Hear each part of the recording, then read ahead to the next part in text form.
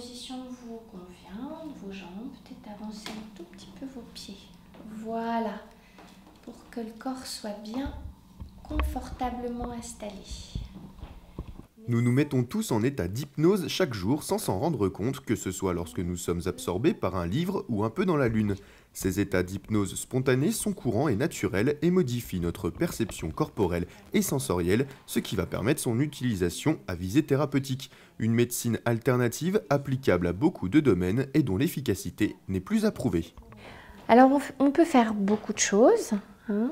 En même temps, on ne peut pas non plus tout faire et tout soigner. C'est quand même beaucoup une approche complémentaire, moi je trouve, sur le plan thérapeutique.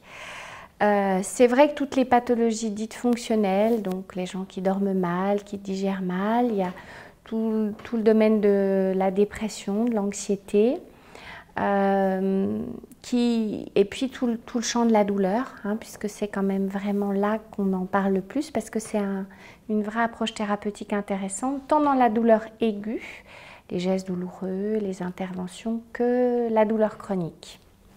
Et puis aussi dans toute l'approche des compulsions, de l'arrêt du tabac, au sevrage tabagique, c'est quand même une aide intéressante.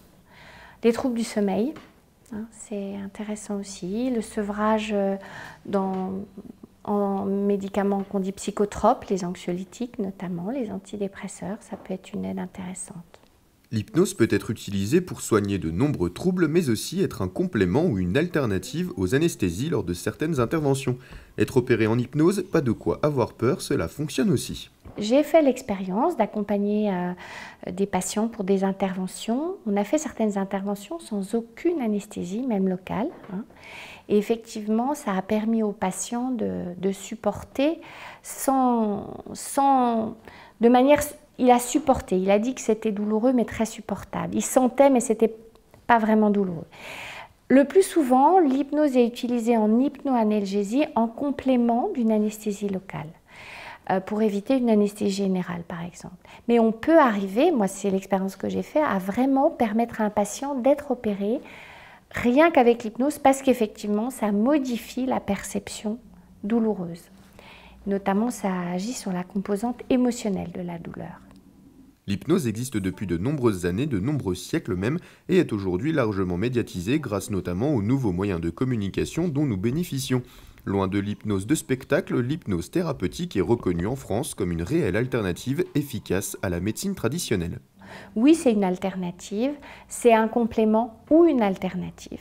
Quand les gens viennent pour arrêter des médicaments pour dormir, c'est une vraie alternative. Et grâce à l'hypnose et l'apprentissage de l'auto-hypnose, ils arrêtent leur traitement. Donc oui, moi je considère que c'est une manière d'explorer les ressources du patient. C'est ça l'hypnose en fait. Maintenant, on a quand même un diplôme universitaire d'hypnose médicale et d'hypnothérapie. Donc c'est quelque chose qui... Et il y a de plus en plus de médecins et de soignants formés à l'hypnose dans les hôpitaux. On peut voir aujourd'hui de nombreuses vidéos sur internet où l'hypnose est mise en scène dans le cadre de spectacles. Des images impressionnantes qui peuvent faire parfois froid dans le dos, qui inquiètent et qui contribuent à entretenir une certaine légende autour de l'hypnose. Ça aussi, c'est des fantasmes qui sont largement nourris par l'hypnose de spectacle. Quand les gens font ce qu'ils font sur une scène, ils savent qu'ils font ça. Ils savent qu'ils font ça. Non, on ne peut pas tout faire faire. Si le patient le fait, c'est que d'une certaine manière, il est d'accord pour le faire. Et puis là, on est dans une dimension thérapeutique, donc c'est vraiment pour aller mieux. Mais non, on ne peut pas tout faire faire. Ou ce tout, c'est ce que le patient est prêt à faire. C'est vraiment le patient qui mobilise ses propres ressources. On aide le patient à aller mobiliser ses ressources. C'est vraiment ça. On n'agit pas sur le patient. Une réaction? Un témoignage? Commentez ce reportage sur dijonsanté.fr.